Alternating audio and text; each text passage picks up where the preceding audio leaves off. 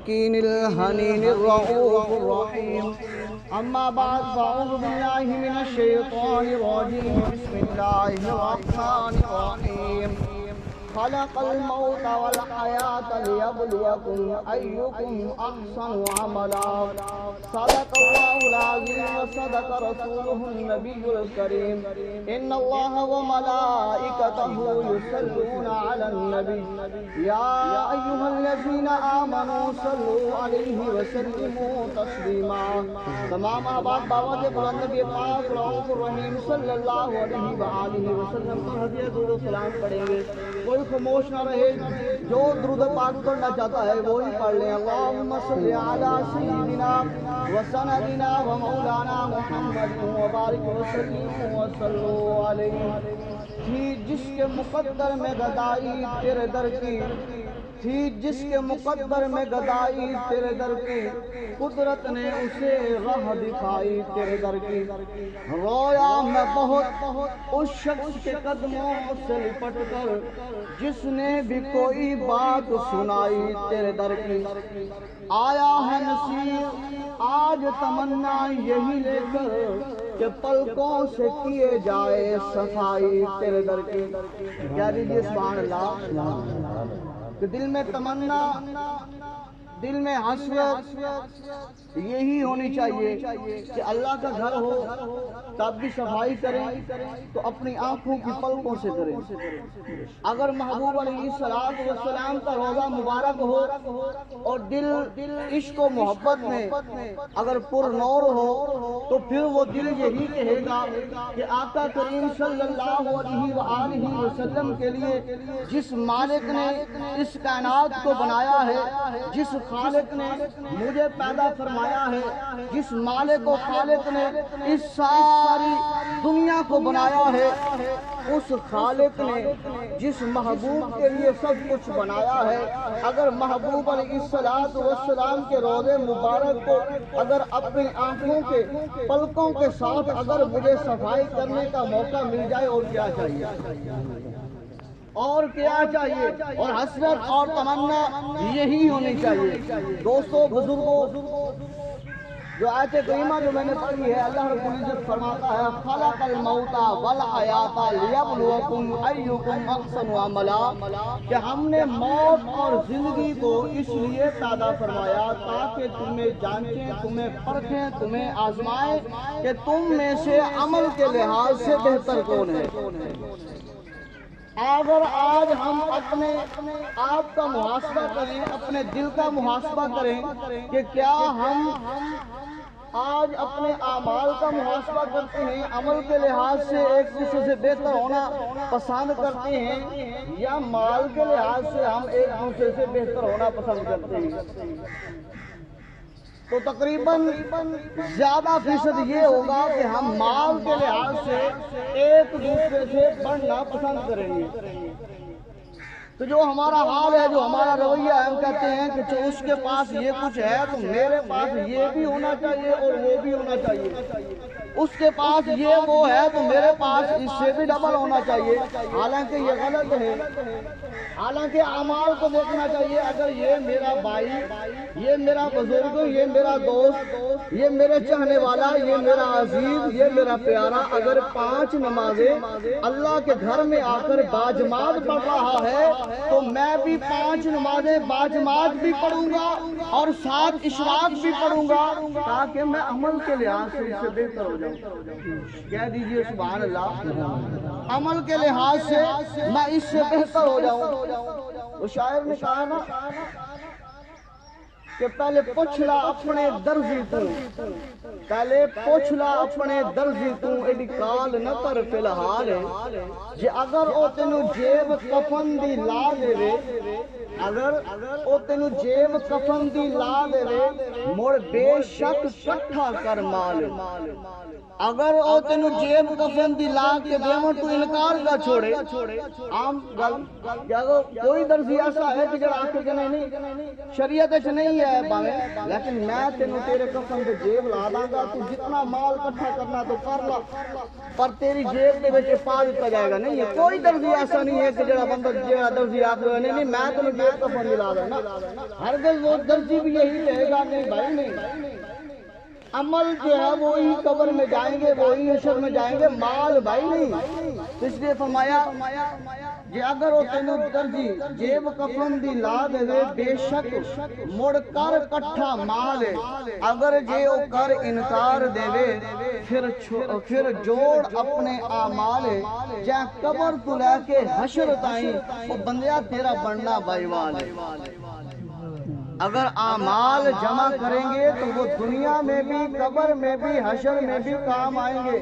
اگر مال اکٹھا کریں گے وہ دنیا میں بھی اس کے اسباب جو ہے وہ برے ہو سکتے ہیں، اگر صرف مال کی غرض جو ہے وہ دولت کی غرض سے اسے اکٹھا کیا ہے تو وہ قبر میں بھی حشر میں بھی۔ تو اس لیے فرمایا کہ مال نہیں اعمال کو جمع کرو، اور کل قیامت کے دن بھی جو پوچھا جائے گا وہ مال کے بارے نہیں اعمال کے بارے میں پوچھا جائے گا کہ بندے بتا تو نے کیا کیا، کیا کچھ اکٹھا کیا۔ روایت میں ملتا ہے کہ جب کریم اللہ نے موت کو پیدا فرمایا نا، موت کو پیدا فرما کر کریم اللہ نے ہزاروں پردے جو ہے اس موت کے اوپر ڈال دیے، ہزاروں زنجیروں کے ساتھ اس موت کو جکڑ دیا، اور پھر وقت ہوا کہ اللہ تبارک و تعالیٰ نے حضرت آدم علیہ السلام کو بنایا، نور محمدی صلی اللہ علیہ وسلم کو آدم علیہ السلام نے رکھا اور آدم علیہ السلام کو جنت میں داخل فرمایا۔ پھر کریم اللہ نے فرمایا اے اسرائیل تجھے موت پر تسلط دیا جاتا ہے، تو موت کو اپنے قبضے میں کر لے۔ حضرت اسرائیل علیہ السلام عرض کرتے ہیں باری تعالیٰ موت کا نام ہم نے پہلے نہیں سنا، موت کو ہم نے دیکھا نہیں ہے، موت کیا ہے؟ اللہ تبارک و تعالیٰ نے عجائبات کو اٹھایا، پرتوں کو اٹھایا، جب موت کو دیکھا تو روایت میں ملتا ہے کہ 1000 سال تک فرشتے جو ہے وہ بے ہوش رہتے ہیں، جب ہوش آتا ہے پکارتے ہیں یا ربنا خلقت الخلق، کریم اللہ کیا موت سے بڑا بھی کوئی چیز ہے، موت سے بڑی بھی کوئی چیز تو نے بنائی ہے؟ اللہ نے فرمایا فقال اللہ تبارک و تعالی انا خلقتکم وانا اعظم من ھذا، کہ اے فرشتوں اسے پیدا کرنے والا بھی میں ہوں اور میں اس سے بڑا ہوں، میری رحمت اس سے بھی بڑی ہے، میری رحمت اس سے بھی بڑی ہے۔ کتنی بڑی ہے؟ اللہ فرماتا ہے کہ جب شیطان نے کہا نا کہ باری تعالیٰ مجھے جہنمی تو نے بنا دیا ہے، میں جہنم میں جاؤں گا، پر جو تیرے بندے ہوں گے نا انہیں بھی میں ورگلا کے جہنم کی طرف لے جاؤں گا۔ باری تعالیٰ تیرا بندہ سنٹر میں کھڑا ہے، تیرا بندہ جب نیکی کی طرف آنے لگے گا میں اس کے آگے کی طرف سے آ کر اسے روک لوں گا، پیچھے سے آ کر اس کو روک لوں گا، دائیں سے آ کر اس کو روک لوں گا، بائیں سے آ کر اسے روک لوں گا، نیکی اسے کرنے نہیں دوں گا، اپنے جو ہے جال میں اسے پھنسا لوں گا، اپنے ساتھ جہنم میں اسے لے جاؤں گا۔ اللہ فرماتا ہے اے شیطان مردود لعین، مجھے اپنی عزت و جلال کی قسم، مجھے اپنی ربوبیت کی قسم، مجھے اپنے شاہ و جلال کی قسم کہ تو چاروں طرف سے آ کر اگر میرے بندے کو گھیر لے گا، اگر میرے بندے کو پھنسا لے گا، اگر میرے بندے کو گناہوں کی طرف راغب کروا لے گا تو شیطان مردود سن لے، چاروں طرف تیرے ہوئے جب وہی میرا بندہ، جب وہی میرا پیارا، جب وہی میرا پیارا جو ہے میری بارگاہ میں آ جائے گا تو زمین جو ہے وہ میری ہے، جب اس طرف وہ سجدہ کرے گا اپنی نیاز جبین کو جھکائے گا، اپنے ماتھے کو اپنی ناک کو میرے لیے زمین پر رگڑے گا، کہے گا باری تعالیٰ میں شیطان کے جنگل میں پھنس گیا تھا، اس کے جو ہے وہ جال میں آ گیا تھا، میں گناہ کر بیٹھا، کریم اللہ میں گناہ کر بیٹھا، تو رحیم بھی ہے، تو کریم بھی ہے، تو ستار بھی ہے، تو غفار بھی ہے، کریم اللہ تو بخشنے والا ہے، تو کریم اللہ مجھے بخش دینا۔ شیطان مردود سن لے، میرا بندہ جب مجھے سجدہ کرے گا آ کر تو میں اس وقت اس کے گناہوں کو معاف کر دوں گا۔ اس وقت میں اپنے بندے کے گناہوں کو معاف کر دوں گا۔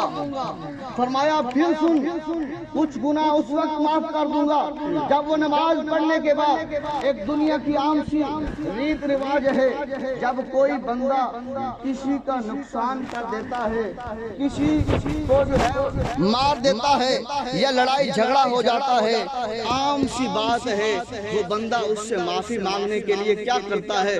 کہتا ہے کہ یار میرے سے یہ غلط، توجہ کرنا، توجہ۔ بندہ جب کسی عام بندے کے ساتھ لڑائی کر لے، اس کا کوئی نقصان کر لے، کیا کرتا ہے؟ یار میرے سے یہ غلطی ہو گئی ہے، میں تیرے سامنے ہاتھ جوڑتا ہوں، مجھے معاف کر۔ ایسی ہے نا، میں یار تیرے سامنے ہاتھ جوڑتا ہوں، مجھے معاف کر۔ تو وہ بندہ اگر اس کا گناہ چھوٹا ہے، اگر اس کی غلطی چھوٹی ہے، اگر معمولی سی بات کی وجہ سے ناراضگی ہے، وہ بندہ کیا کہے گا؟ چل یار چھوڑ، میں تجھے سینے سے لگاتا ہوں، میں تجھے معاف کرتا ہوں۔ ایسے ہی نا۔ تو فرمایا کریم اللہ نے، جب میرا بندہ گھر سے چلتا ہے میری بارگاہ کی طرف آنے کے لیے، جب وہ بندہ وضو کرتا ہے اور آ کر میرے سامنے ہاتھ باندھ لیتا ہے، تو میں اس وقت اس کے گناہوں کو، چھوٹے گناہوں کو اس وقت معاف کر دیتا ہوں۔ جیسے عام غلطی عام بندے کے سامنے ہاتھ جوڑنے سے وہ معاف کر دیتا ہے، تو فرمایا جب بندہ میری بارگاہ میں آ کر ہاتھ باندھتا ہے تو میں اس وقت اس کے چھوٹے گناہوں کو معاف کر دیتا ہوں۔ فرمایا دنیا کی ریت رواج، اگر گناہ بڑا ہے ہاتھ باندھنے سے معافی نہیں دیتا، بندہ آگے والا کہتا ہے بھائی میں نے تجھے معاف نہیں کرنا، اور تیرا گناہ بہت بڑا ہے، تو نے مجھے بڑا ستایا ہے، تو نے مجھے بڑا رلایا ہے، تو نے مجھے بڑا تنگ کیا ہے، لہذا میں تجھے معاف نہیں کروں گا۔ وہ بندہ ہاتھ جوڑنے کے بعد جب یہاں پر ہاتھ پر معافی نہیں ملتی، وہ بندہ کیا کرتا ہے؟ اس کے گوڑے پکڑتا ہے، یار میں تیرے گوڑے پکڑ رہا ہوں، مجھے معاف کر دے۔ کہہ دیجئے سبحان اللہ۔ رحمت کی بات ہو رہی ہے۔ فرمایا کہ اگر اس کا گناہ معافی کے قابل ہوتا ہے، جس بندے کے وہ گھٹنے پکڑ رہا ہے، وہ بندہ اس وقت کہتا ہے چلو یار میں تجھے معاف کرتا ہوں۔ فرمایا اگر اسی طرح جیسے یہ بندہ ہاتھ باندھ کے کھڑا ہوا، کچھ گناہ جو معافی کے لائق تھے اللہ اس وقت معاف کر دیتا ہے جب یہ بندہ رکوع میں جاتا ہے، اپنے گھٹنے پکڑ کے کھڑا ہو جاتا ہے، جھک جاتا ہے۔ اللہ فرماتا ہے میں تو کریم ہوں نا، میں تو رحیم ہوں نا، میں تو ستار ہوں نا، میں تو غفار ہوں نا، میں تو بخشنے والا ہوں نا۔ کہہ دیجئے سبحان اللہ۔ تو جب یہ بندہ میری بارگاہ میں گھٹنے پکڑ کے کھڑا ہو گیا ہے، اس گناہوں سے بڑے جو گناہ ہوتے ہیں، ہاتھ باندھنے سے بڑے جو گناہ ہوتے ہیں، جب یہ اپنے گھٹنے پکڑتا ہے، میں اللہ اس وقت اس کے گناہوں کو معاف کر دیتا ہوں۔ فرمایا جاتا ہے اسی طرح اگر گناہ بڑا ہے، بندہ جب بندے سے معافی مانگتا ہے، ہاتھ باندھنے سے بھی معافی وہ بندہ نہیں دیتا، گوڑے پکڑنے سے بھی بندہ معافی نہیں دیتا، کہتا ہے بھائی تو نے بڑا مجھے ستایا ہے، میں تجھے معاف نہیں کروں گا۔ فرمایا جاتا ہے وہ بندہ کیا کرتا ہے؟ وہ اپنی ٹوپی، اپنی پگ، اپنے پاس جو اس کے پاس رومال ہے وہ اٹھاتا ہے، وہ اتارتا ہے، اتار کر اس بندے کے پاؤں کے اوپر رکھ دیتا ہے، کہتا ہے یار میں نے تیرے آگے ہاتھ باندھے، تو نے معاف نہ کیا، میں نے زبان سے کہا تو نے معاف نہ کیا، میں نے تیرے گوڑے پکڑے تو نے معاف نہ کیا، میں بڑی سفارشیں تیرے پاس لے کے آیا تو نے معاف نہ کیا، یار میرا یہ آخری سٹاپ ہے، آخری بات ہے، میں اپنی پگ، اپنی عزت، اپنی شان، اپنی شوکت، اپنا جلال، اپنی عظمت، اپنا مقام، اپنا وڈیرا پن سب کچھ اتار کر تیرے قدموں میں رکھتا ہوں، یار اب تو معاف کر دینا۔ بندہ جتنا مرضی بڑا ہو، جتنا مرضی آکڑ خواہ ہو، ساتھ والے بھی دیکھنے والے کہتے ہیں یار عجیب بات ہے، اس بندے نے تیرے آگے ہاتھ باندھے، تو نے معاف نہ کیا، تیرے گوڑے پکڑے تو نے معاف نہ کیا، تیرے اب پاؤں کے اوپر اس بندے نے اپنی پگ رکھ دی ہے، تو پھر بھی تو اسے معاف نہیں کرتا۔ تو وہ بندہ کیا کہتا ہے؟ یار اپنی عزت کو اٹھا، اپنی پگ کو اٹھا، میں تجھے معاف کرتا ہوں، آج سینے سے میں تجھے لگاتا ہوں اور اسے معاف کر دیتا ہے۔ اللہ فرماتا ہے اے فرشتوں سنو، یہ تو بندہ تھا، بندے کے آگے جھکا، بندہ تھا بندے کے آگے ہاتھ باندھے، بندہ تھا بندے کے سامنے التجا کی، بندہ تھا بندے کے سامنے گڑ گڑاتا رہا۔ اب فرشتوں دیکھو، یہ بندہ میرے آگے آیا، میرے سامنے ہاتھ اس نے باندھے، میرے سامنے اس نے رکوع کیا، میرے سامنے اس نے قیام کیا، اپنا چہرہ جو دن بھر ہزاروں مرتبہ شیشے میں دیکھتا ہے، کہیں میل تو نہیں لگی ہوئی، کہیں کوئی نشان تو نہیں لگا ہوا، کہیں کوئی کالک تو نہیں لگی ہوئی، اس منہ کو اور اس چہرے کو میرے لیے میری بارگاہ میں آ کر رگڑتا ہے اور گھسٹتا ہے اور عرض کرتا ہے باری تعالیٰ اب تو معاف فرما۔ فرشتوں وہ بندہ تھا، اب یہ بندہ میں خدا کے سامنے وہ کر رہا ہے تو مجھے بھی حیا آتی ہے، میں اسے خالی لٹاؤں۔ اب یہ بندہ جب سجدہ کر کے میری بارگاہ میں التجا کرتا ہے تو میں رب ہو کر اسے کیوں نہ معاف فرماؤں۔ فرمایا جاتا ہے جب یہ بندہ اللہ کی بارگاہ میں سجدہ کرتا ہے اللہ اس وقت معاف فرما دیتا ہے باقی گناہ۔ اور فرمایا پھر باقی کوئی رہ گئے تو جب نماز پڑھنے کے بعد اللہ کی بارگاہ میں ہاتھ اٹھا دیتا ہے، کہتا ہے ربنا اغفر لنا ذنوبنا، کہتا ہے باری تعالیٰ میں نے گناہ کیے، میں نے فلاں کیا، میں نے خطا کی، تیرے محبوب کا فرمان ہے التائب من الذنب کمن لا ذنب لہ، کہ جس بندے نے گناہ کیا، گناہ کرنے کے بعد میری بارگاہ میں آ کر توبہ کی تو وہ گویا ایسے ہو جاتا ہے جیسے اس نے گناہ کیا ہی نہیں ہے۔ فرمایا اس لیے جب وہ بندہ میری بارگاہ میں التجا کرتا ہے تو باقی گناہ اس کا میں اس وقت معاف فرما دیتا ہوں۔ دوستان گرامی، موت برحق ہے، ہر کسی نے موت کا ذائقہ چکھنا ہے۔ حتیٰ کہ بات وہاں پر چل رہی تھی کہ حضرت ملک الموت نے عرض کی باری تعالیٰ میرے پاس اتنی طاقت نہیں ہے اس موت کے اوپر میں تسلط جماؤں۔ اللہ نے زمین و آسمان کے برابر طاقت عطا فرمائی۔ حضرت ملک الموت نے اس موت کو اپنے قبضے میں کیا تو فرمایا جاتا ہے اس موت نے چیخ ماری، بہت بڑی چیخ۔ فرمایا اگر زمین و آسمان میں یہ مخلوقات موجود ہوتی تو اس کی چیخ اتنی ہیبتناک تھی، اتنی ہیبتناک تھی، فرمایا جاتا ہے سبھی مخلوقات کے دل جو ہے وہ پھٹ جاتے، کلیجے جو ہے وہ منہ کو طرف آ جاتے، اس قدر ہیبتناک جو ہے آواز تھی۔ فرمایا پھر موت نے عرض کی باری تعالیٰ مجھے اجازت دے، میں ان زمین والوں کو، ان آسمان والوں کو اپنا اعلان سنانا چاہتی ہوں۔ اللہ نے اجازت دی۔ پتہ موت کیا اعلان کرتی ہے؟ موت اعلان کرتی ہے الموت الذی افرق بین البنات والامہات۔ اے لوگوں سنو، موت اعلان کر رہی ہے الموت الذی افرق بین البنات والامہات۔ لوگوں سنو، میں وہ موت ہوں جو ماں اور بیٹی کے درمیان جدائیاں پیدا کر دیتی ہوں۔ میں وہ موت ہوں جو ماں موجود ہے، ماں کی گود سے اس کے بیٹے کو چھین کے لے جاتی ہوں۔ میں وہ موت ہوں، بیٹا موجود ہے، بیٹا ابھی پیدا ہوا ہے، ماں کا بھی اس نے دودھ نہیں پیا۔ میں وہ موت ہوں، اس بیٹے سے اس کی ماں کو چھین کر لے جاتی ہوں۔ میں وہ موت ہوں، میں بیٹی کو ماں کی گود سے چھین لیتی ہوں اور بیٹی سے ماں کو چھین لیتی ہوں۔ ماں کہتی ہے بیٹا تیری بہن پیدا ہوئی ہے، اب اس کا جہیز بنانا ہے، اب تو نے پیسے اکٹھے کرنے ہیں، اب تو نے مال جمع کرنا ہے، اس نے پرائے گھر جانا ہے، اس کا جہیز تیار کرنا ہے تاکہ کوئی تانا نہ دے۔ وہ بیٹا، وہ اپنی بہن کا بھائی، وہ اس کے لیے سامان تیار کر رہا ہے۔ ابھی یہ جوانی کے عالم میں پہنچی، رخصتی کا ٹائم ہوا، ملک الموت نے موت کے ذریعے اسے جو ہے وہ پکڑ لیا اور موت کا ذائقہ اسے چکھا دیا، موت کا پیالہ اسے پلا دیا۔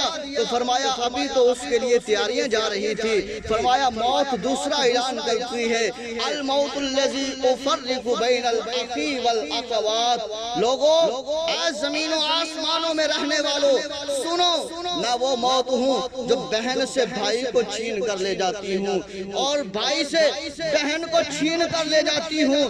بھائی بہن کے لیے مال اکٹھا کر رہا ہے، جہیز بناؤں گا، سارا کچھ کروں گا، وہ ادھر سے اکٹھا کرتا کرتا کہاں تک پہنچا، ادھر سے اس کی بہن کی روح قبض ہو گئی، ادھر سے بہن جو ہے بھائی کی شادی کے لیے تیاریاں کر رہی ہے کہ میں اپنے بھائی کی شادی پر یہ خوشی کروں گی، یہ خوشی کروں گی۔ ادھر موت کا وقت آیا، موت نے اس بہن سے اس کے بھائی کو چھین لیا۔ فرمایا موت کہتی ہے الموت الذی افرق بین الزوج والزوجہ۔ لوگوں سن لو، اے زمین و آسمانوں میں رہنے والے سنو، میں وہ موت ہوں جو بیوی سے اس کا شوہر چھین لیتی ہوں اور شوہر سے اس کی بیوی چھین لیتی ہوں۔ ابھی وہ دونوں میاں بیوی بیٹھ کر سوچتے ہیں، پلان بناتے ہیں، ہم بچوں کے لیے یہ کریں گے، بچوں کے لیے یہ کریں گے، بچوں کا فلاں جگہ پہ رشتہ کریں گے۔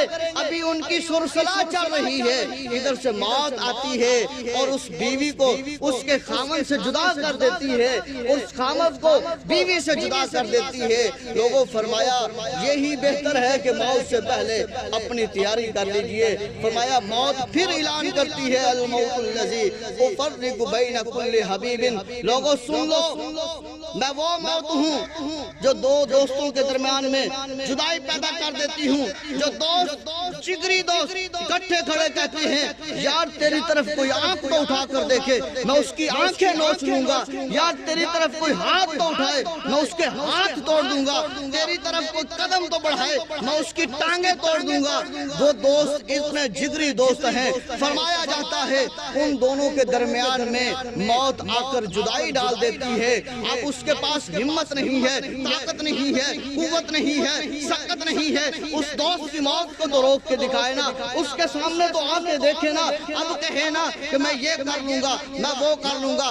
اب تو یہی دوست بھاگتا کہتا ہے آؤ امام صاحب اس کے غسل کا انتظام کریں، آؤ امام صاحب اس کو کفن کون سا دینا ہے، امام صاحب سپیکر میں اعلان کر دیجئے فلاں مر گیا ہے، فلاں مرحوم ہو گیا ہے، فلاں انتقال کر گیا ہے، فلاں وفات پا گیا ہے۔ وہ دوست جو دنیا میں رہتے ہوئے ایک دوسرے کے لیے کیا کر رہا تھا، موت کہتی ہے پھر سن لو میں ان دونوں کے درمیان میں بھی جدائیاں ڈال دیتی ہوں۔ فرمایا موت اعلان کرتی ہے الموت الذی اعمر القبور والقصور۔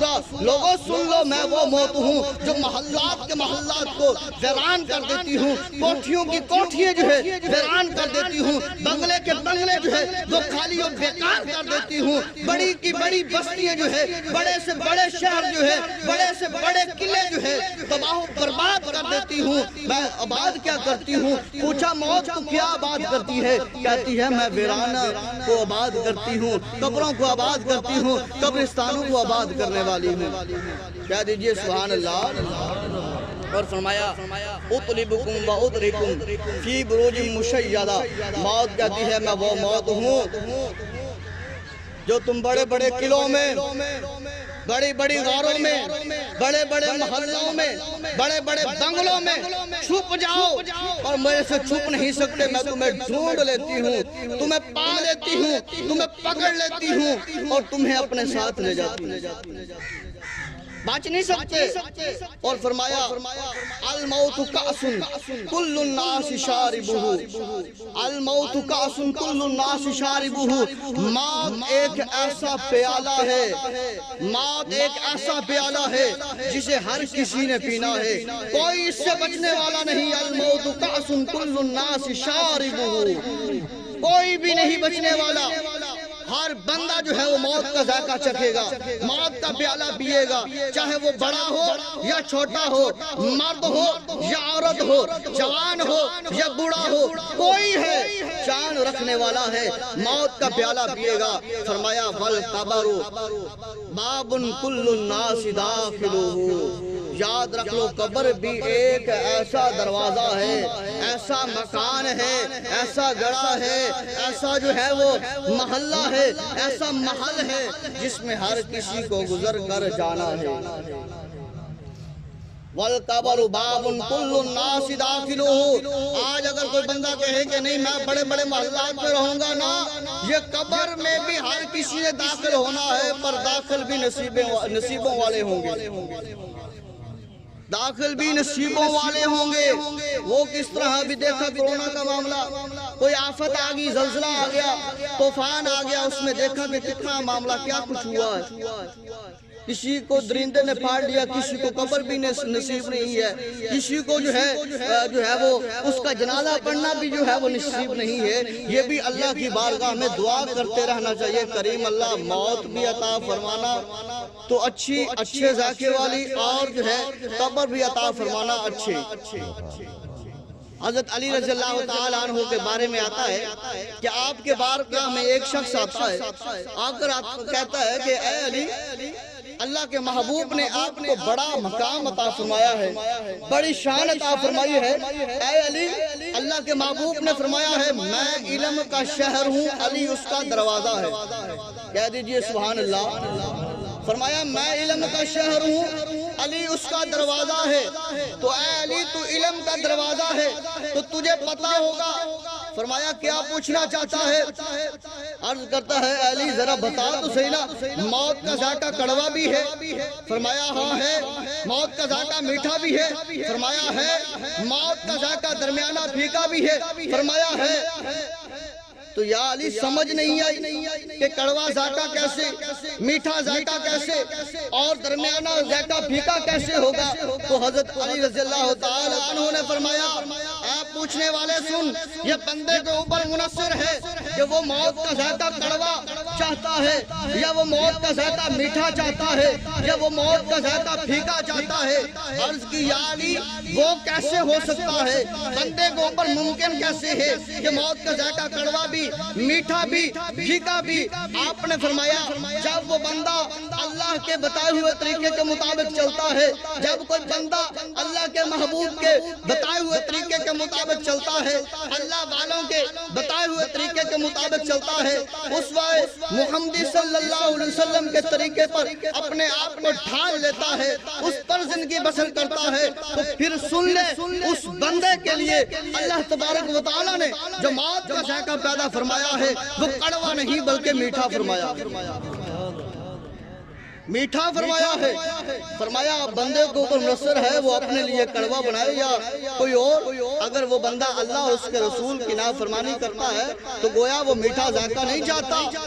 اب بندہ اللہ اور اس کے رسول کی نافرمانی بھی کرے اور دل میں حسرت کرے کہ نہیں مجھے میٹھا ذائقہ مل جائے، یہ ناممکن والی بات ہے۔ پوچھا اچھا یا علی میٹھا ذائقہ کیسے ہوگا؟ آپ نے فرمایا جو اللہ اور اس کے رسول کے طریقے کے مطابق چلے گا میٹھا ذائقہ ہوگا۔ کڑوا ذائقہ تبھی ہوگا جب وہ اللہ اور اس کے رسول کا راستہ چھوڑ دے گا، اس کے راستے سے انحراف کر لے گا، تو پھر اس کے مقدر میں جو ذائقہ ہوگا میٹھا نہیں ہوگا، کڑوا ہی ہوگا۔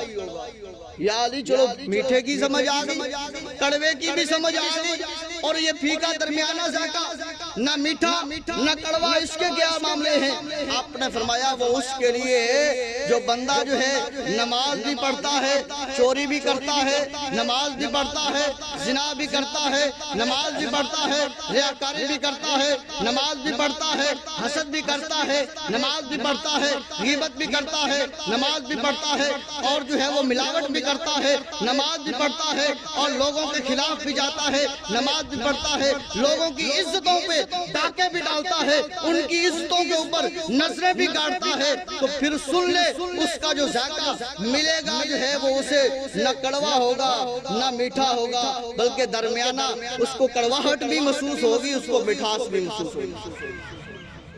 تو آج اپنے آپ کا محاسبہ کر لیجئے، اپنے راستے کی ڈائریکشن کو دیکھ لیجئے کہ آپ کا راستہ، ہمارا راستہ کون سا ہے، کون سا راستہ ہم نے اختیار کیا ہوا ہے۔ آج وقت ہے، جب زندہ ہیں تو وقت ہے۔ حضرت ابراہیم بن آدم کے بارے میں آتا ہے نا، حضرت ابراہیم بن آدم آپ جو ہے ایک بازار میں کھڑے، 22 منٹ ہو گئے، آپ جو ہے ایک بازار میں کھڑے ہیں اور وہاں پر رو رہے ہیں، توجہ ہے، آپ ایک بازار میں کھڑے ہیں، بڑا بازار لگا ہوا ہے، آپ وہاں پر کھڑے رو رہے ہیں، اب سامنے ساتھ والے آس پاس والے وہ دیکھتے ہیں سفید داڑھی ہے، چمکتا چہرہ ہے اور سفید بال ہے، جھکی کمر ہے، اللہ والا ہے، اللہ کا پیارا ہے، اللہ کا برگزیدہ ہے، اللہ کا ولی لگتا ہے۔ اب پوچھے تو صحیح نا معاملہ کیا ہے؟ ہو سکتا ہے گھر سے بابا پیسے لایا ہو اور ادھر گر گئے ہو اور اس لیے پریشان ہو سکتا ہے گھر سے کوئی سامان خریدنے آیا ہو اور پیسے کم ہو اور دینے والا سامان نہ دیتا ہو، چلو اس کے پاس جاتے ہیں، پوچھتے ہیں بابا جی وجہ کیا ہے؟ بازار میں بھرے بازار میں کھڑے آپ رو رہے ہیں اور آنسو بہا رہے ہیں، وجہ کیا ہے؟ اگر پیسوں کی ضرورت ہے ہم دیتے ہیں، مدد کی ضرورت ہے ہم دیتے ہیں، تکلیف ہے ہم دور کرتے ہیں، کوئی چیز کی ضرورت ہے ہم پوری کرتے ہیں۔ بابا جی فرماتے ہیں اے دنیا دارو، مجھے تمہاری دنیا کی مال و زر کی ضرورت نہیں ہے۔ بابا جی پھر رو کیوں رہے ہو؟ آپ فرماتے ہیں میں اس لیے رو رہا ہوں، اللہ کی بارگاہ میں نے عرض کیا باری تعالیٰ ان بندوں سے صلح کر لے۔ اللہ فرماتا ہے اے ابراہیم میں تو ان بندوں سے صلح کرنا چاہتا ہوں، میں جب ان بندوں کے پاس آیا آپ بندو اللہ سے صلح کر لو، آؤ اللہ کی بارگاہ میں آ جاؤ، آؤ اس ملاوٹ کو چھوڑ دو، آ جاؤ دھوکے دہی کو چھوڑ دو، آ جاؤ ریاکاری کو چھوڑ دو، اللہ کی بارگاہ میں آ جاؤ، اللہ سے صلح کر لو، اللہ تمہارے سے صلح کرنا چاہتا ہے۔ اللہ فرماتا ہے میں صلح کروں گا، ان کے گناہوں کو معاف کر دوں گا۔ تو وہ لوگ کہتے ہیں بابا جی یہ عجیب باتیں ہیں، یہ عجیب باتیں ہیں۔ بابا جی فرماتے ہیں اللہ صلح کرنا چاہتا ہے، یہ بندے اللہ سے صلح نہیں کرنا چاہتے، یہ بندے وہی کام کر رہے ہیں، ملاوٹ بھی کر رہے ہیں، دھوکہ دہی بھی دے رہے ہیں، مال بیچ رہے ہیں، اللہ کی قسمیں اٹھا کر بیچ رہے ہیں۔ فرمایا یہ اللہ سے صلح نہیں کرنا چاہتے، اور وہی کچھ دن گزرے، وہی بابا اب قبرستان میں کھڑے رو رہے ہیں۔ بابا جی آپ بتائیں اب یہاں پر قبرستان میں بیٹھے کیوں رو رہے ہو؟ وہاں تو بازار میں یہ معاملہ تھا، اب یہاں قبرستان میں بیٹھے کیوں رو رہے ہو؟ وہ بابا جی ابراہیم بن آدم رحمت اللہ علیہ کپکپاتی زبان سے بولتے ہیں، کمپتے ہوئے جسم کے ساتھ جو ہے، لرزتی ہوئی آواز کے ساتھ جو ہے آپ فرماتے ہیں اے اللہ کے بندے، اے اللہ کے پیارے، اے سن میں اس وقت بازار میں بھی جو رو رہا تھا میرا رونا یہی تھا، اب یہاں پر بھی رو رہا ہوں میرا رونا یہی ہے، وہاں پر بھی میں انہی کے لیے رو رہا تھا، یہ نہیں مانے اللہ مان رہا تھا۔ اچھا اسی بات کو مکمل کرتے ہیں، اللہ مان رہا تھا یہ نہیں مان رہے تھے، اب میں یہاں پر بھی آ کر اللہ کی بارگاہ میں التجا کرتا ہوں باری تعالیٰ یہ جو ہیں قبرستان والے ان سے صلح کر لے، ان کی غلطیاں معاف کر دے، ان کے گناہوں کو درگزر کر دے۔ تو فرمایا بابا جی پھر کیا ہوتا ہے؟ وہ بابا جی ابراہیم بن آدم رحمت اللہ علیہ آپ فرماتے ہیں بندے پھر سن، وہاں پر اللہ صلح کرنا چاہتا تھا یہ نہیں صلح کرتے تھے، اب یہاں پر یہ بندے کہتے ہیں اللہ معاف کر دے، اللہ معاف کر دے، کہتے ہیں یا لیتنی کنت ترابا، اے کاش میں مٹی ہوتا میرا حساب نہ ہوتا، یا لیتنی قدمت لحیاتی، اے کاش میں نے آخرت کی زندگی کے لیے کچھ کر لیا ہوتا، یا لیتنی کنت ترابا یا لیتنی لم اوت کتابیا، اے کاش مجھے نامہ اعمال نہ دیا جاتا۔ تو فرمایا اب یہ حسرت کرتے ہیں، یہ صلح کرنا چاہتے ہیں، اللہ فرماتا ہے اب تمہارے صلح کی ضرورت نہیں ہے، آج مدد مانگ لیجئے، آج اپنے گناہوں کی بخشش اللہ کی بارگاہ میں مانگ لیجئے، اللہ رب العزت معاف فرمانے والا ہے، اللہ بخشنے والا ہے، اللہ ہم سب کو بخش دے، اللہ ہمارے بھائی کو جو اس دنیا فانی سے پردہ کر گیا کریم اللہ اسے بخش فرما۔ اور حدیث پاک میں آتا ہے کہ ان کی شہادت جو ہے یعنی کہ جو بھی جو ہے وہ اس حادثے ایسے حادثے کا شکار ہوتا ہے اس کو شہادت کی موت کا رتبہ عطا کیا جاتا ہے۔ شہادت کی دو قسمیں ہیں، ایک حقیقی اور ایک حکمی۔ حقیقی شہادت میدان جہاد والی ہے اور حکمی شہادت جو ہے جو اس طرح کوئی آفات و بلیات میں آتا ہے، برکیف اگر وہ ایمان والا ہے، برکیف اگر وہ ہدایت والا ہے، برکیف اگر وہ نیکی کی طرف جانے والا ہے تو اللہ رب العزت العزت اسے شہادت عطا فرماتا ہے۔ یہ بھائی بھی اپنے بچوں کے لیے رزق حلال کمانے کی غرض سے جا رہا تھا، تو لہذا نیک جو ہے وہ راستہ اپنا رہا تھا۔ اس لیے ہم دعا کرتے ہیں اللہ رب العزت سے کہ اللہ رب العزت اس شہید مرحوم کی بخشش فرمائے اور کریم اللہ اس کے صدقے ہم سب کی بھی مغفرت فرمائے۔ دعا مانگ لیجئے۔ بسم اللہ الرحمن الرحیم، اللہم صلی علی سیدنا و مولانا محمد و بارک وسلم وصلو علیہ۔ اے الہ العالمین، تیری عطا کردہ توفیق کے ساتھ یہ تمام محفل پاک کا ثواب تیری پاک بارگاہ میں پیش کرتے ہیں۔ کریم اللہ قبول فرما۔ کریم اللہ ہمارا بیٹھنا، مل بیٹھنا، ذکر و اذکار کرنا، وعظ و نصیحت کرنا، بھائیوں کا سننا، سبحان اللہ، الحمدللہ، اللہ اکبر کہنا، بابا جی کا جو ہے وہ وعظ و نصیحت کرنا اپنے بارگاہ میں قبول فرما۔ کریم اللہ یہ سارا ثواب تیرے پیارے محمد رسول اللہ صلی اللہ علیہ وسلم کی پاک بارگاہ میں پیش کرتے ہیں، قبول فرما۔ ان کے وسیلہ جلیلہ سے، ان کے صدقہ توسل سے کریم اللہ خصوصاً بالخصوص بھائی مرحوم کی روح کو پیش کرتے ہیں، قبول فرما۔ کریم اللہ اس کی بخشش فرما، اے الہ العالمین اس کی مغفرت فرما، اے الہ العالمین اس کے درجات بلند فرما، اس کی قبر کو روشن فرما، اس کی قبر کو منور فرما، اس کی قبر کو ٹھنڈا فرما، اس کی قبر کو کشادہ فرما، اسے قبر میں راحت و سکون عطا فرما۔ کریم اللہ اس کے اہل خانہ کو صبر جمیل پر اجر عظیم عطا فرما، اس کے بھائیوں کو آپس میں اتفاق و اتحاد عطا فرما، اس کے بھائیوں کو کریم اللہ یہ ہدایت عطا فرما، یہ طاقت عطا فرما، یہ قوت عطا فرما کہ اس کے بچوں کو سامنے والے بنے، اس کے بچوں کا خیال کرنے والے بچے بنے، اس کے بچوں یعنی کہ یتیم بچوں کے سروں پر اپنا ہاتھ رکھنے والے بنے، شفقت والا، پیار والا، محبت والا، ادب والا ہاتھ رکھنے والے بنے۔ کریم اللہ محبوب علیہ السلام کی زلف عنبرین کے صدقے گھر کو جو ہے وہ اہل خانہ کو صبر جمیل پر اجر عظیم عطا فرما، اور گھر والوں کو محبوب علیہ السلام کے طفیل صراط مستقیم پر چلنے والا بنا۔